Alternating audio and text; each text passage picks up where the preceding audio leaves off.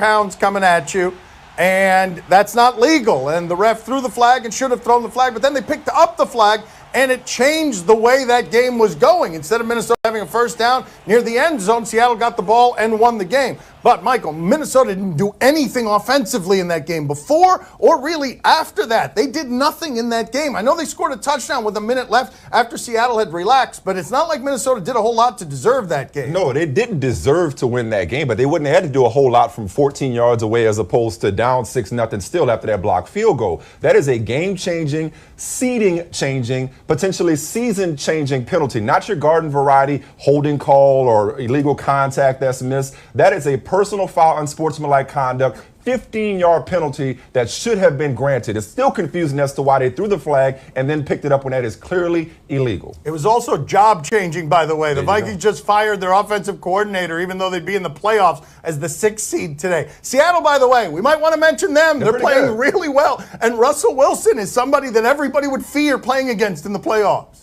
Before the Vikings start complaining, they should try to score more than 7 points. See, that's right, Michael. You could score a little more than 7 points in an offensive NFL. Maybe it's 7-6 if they actually call the play right.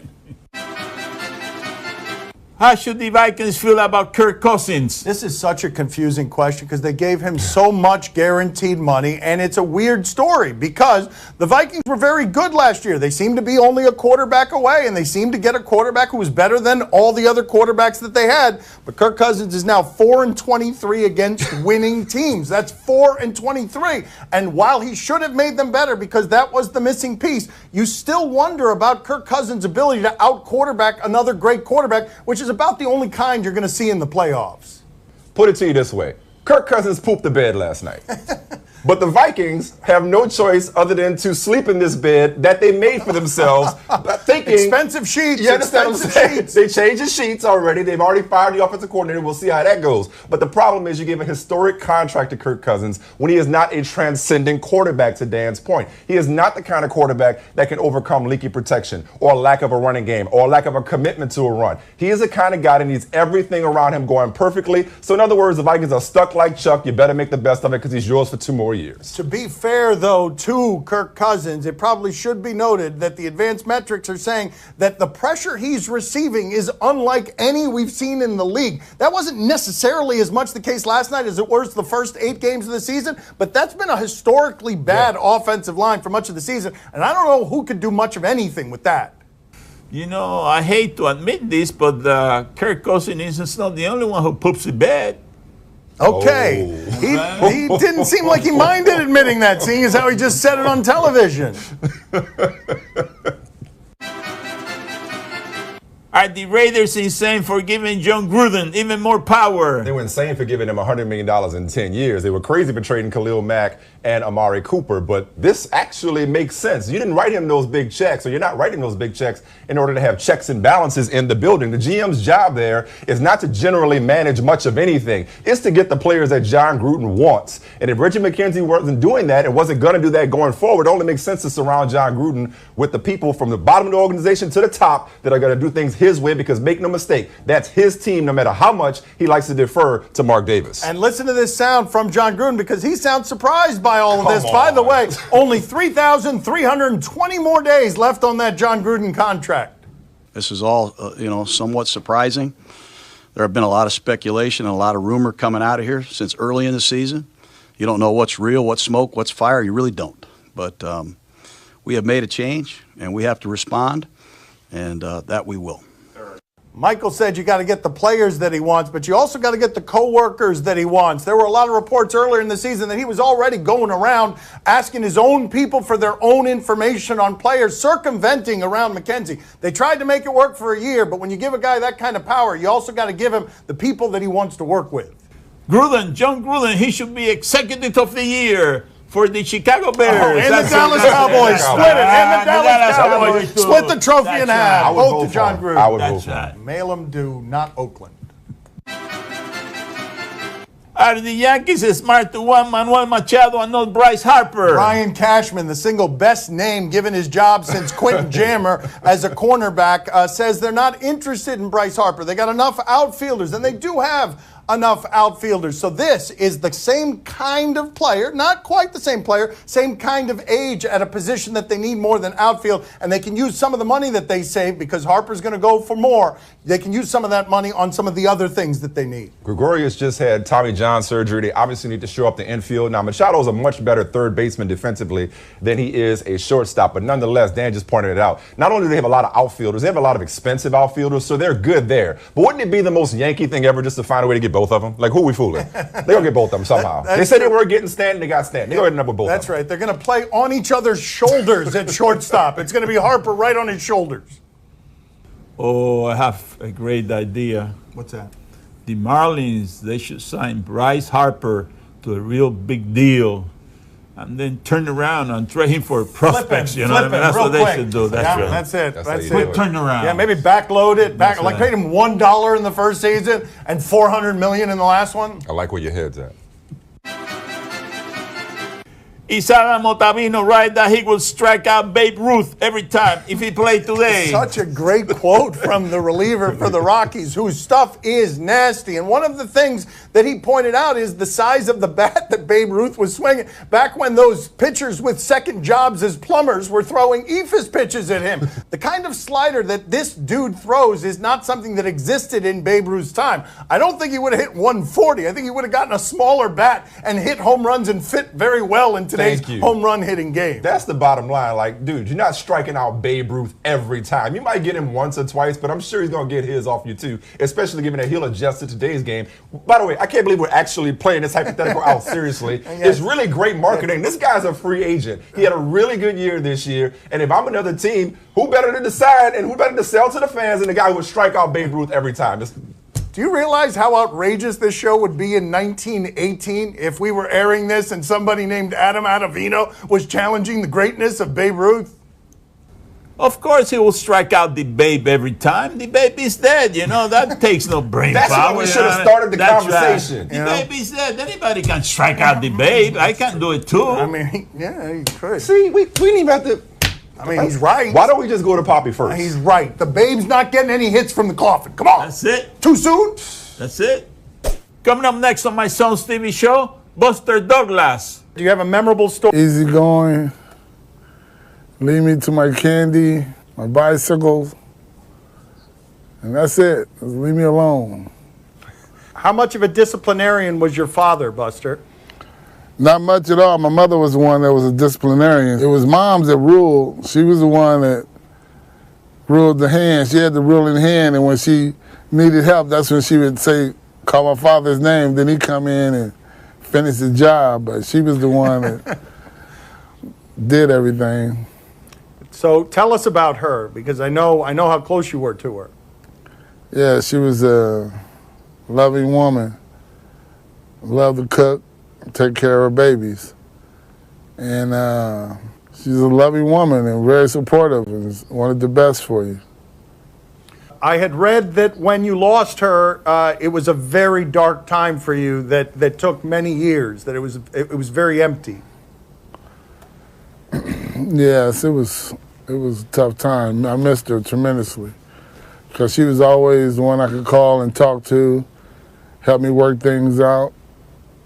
And, she was a wonderful woman, can always go over there and get a meal, She was a great woman. She was one that set you on the right path. You got off the path, she'll straighten you back out. Send you Do you back have out. a memorable story there? Do you have a memorable story of you got off the path and mom straightened you out? Well, one was when I was a kid and I came home crying, and she jumped on me and told me that if I didn't go out there and fight that kid, that I was going to have to fight her. I had to go out there, and it was like the next day I had to end up facing the kid again. And he got in my face, and I stood up and got back in his face, and he backed down, and I couldn't believe it. And that was as far as it went. And then I couldn't wait for him to say something else to me, but he never did. He left me alone. And I'm thinking that's all it took, and then I wanted to fight him, but he never would fight. So I was good after that. After that? Yeah, then I was all right. I was good after that until she did. Then kids were saying something to me, and I whack them. Then parents start bringing the kids over to the house. I'm like, look what your son did to my son. And she said, look, you just can't go hitting everybody because they disagree with you. So she kind of had to slow me down, you know. The normal type of stuff. Hold on just a second. We're going to change camera angles here. Hold on just a second. We're going to get my father involved. And the what I threatened you with before, the difficult question, the hammer that my father wields. Here it comes. Nice talking to you, James. Nice talking to you. Nice talking to you. Nice talking to you, sir. Not a lot of people call him James. Poppy, what do you have for James Buster Douglas? James, how did you get the nickname Buster? Well, I was the first grandchild of my mother's side of the family. And so I was like spoiled, you know, and I got to do whatever I wanted to do. It started out as Butter, and then from Butter it ended up being Buster. But I was just a wrecking ball, man. I was a human wrecking ball. Got to do whatever I wanted to do when I wanted to do it, and whoever I wanted to do it to. Okay. All right, That's fair enough with me. All right. Thank you, Buster. We appreciate it. Nice talking to you. Nice talking to you, my man. Gracias. Gracias, señor. Gracias, señor Buster. Gracias. Gracias. Thank you. These little guys. Beautiful South Beach, Miami. Time to play the game that is an expert at being passive-aggressive. Do you question? You give us topics and events, we question them. Do you question if this is Russell Wilson's worst goal line pass? You may have heard me earlier in the show saying that nobody in the NFC wants to see Russell Wilson in the playoffs. He had all of 72 passing yards last night. This is the single worst day for me to make that claim in the history of Russell Wilson playing football. But on this play, what do you think? Does anyone fear Russell Wilson doing this against them in the playoffs? Hey, memo to the Seahawks. Oh, Russell. Bad things happen when he throws from the goal line. Oh, my God. Bad things happen when he throws from the goal line. Even with 9 seconds left before the half, run the ball if you're at the goal line. That is amazing. There is an almost dropped to boot. Do you question if the Lakers are too unselfish? Okay, this is a game from last night. The Lakers won it 108-105. Last meeting between Dwayne Wade and LeBron James. Poppy fell asleep in the first quarter. He tried, but he's an old person, and you know how that goes. So let's check in with the unselfish Lakers. Scores just his 5th point. He's 12th in the league and made threes. Okay. Now, All right. Gets his own rebound. Way to stay with it. What a pass. Come on, man. What you doing, Lance. Of course it's Lance. Yeah, and now we're going the other way. They really want to be Showtime. And that's Justice Winslow being Justice Winslow. Oh, it's just contagious. This is not Showtime. Contagious, bruh. It's contagious. Okay, you might notice something here, though. Can we close out possibly on Justice Winslow? Okay. You may have noticed on the court there. Do you see LeBron? No, that's what they would look like if LeBron didn't play for them. Luke Walton's face says it all. He's like, hey, what do you want from me? I didn't put this team together. I didn't do this.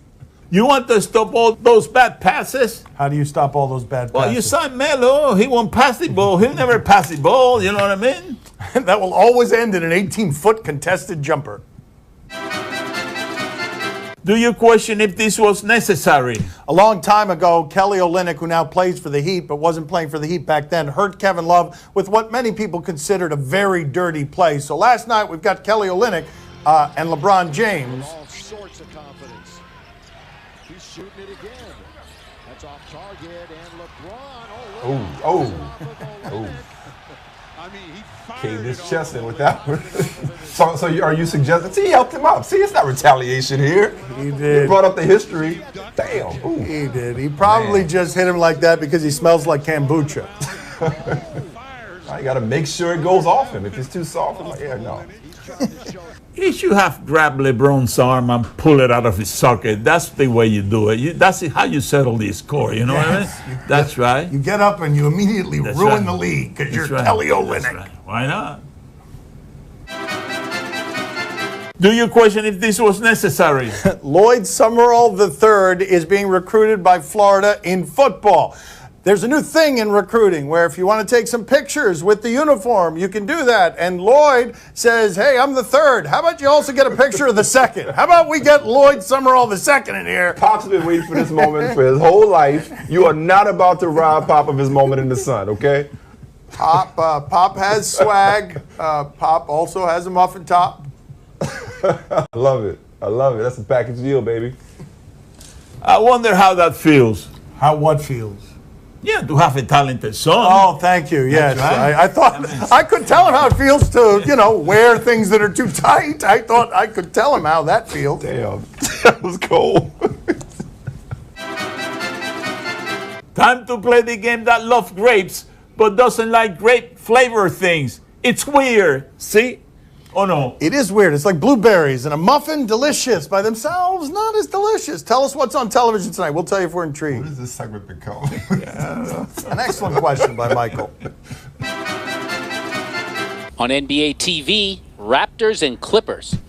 Kyle Lowry is struggling. He had no points the other day. He's trying to fit with Kawhi Leonard, but Kawhi Leonard is better than Kyle Lowry and DeRozan together because the Raptors are better. Here is Kawhi Leonard telling a Christmas joke.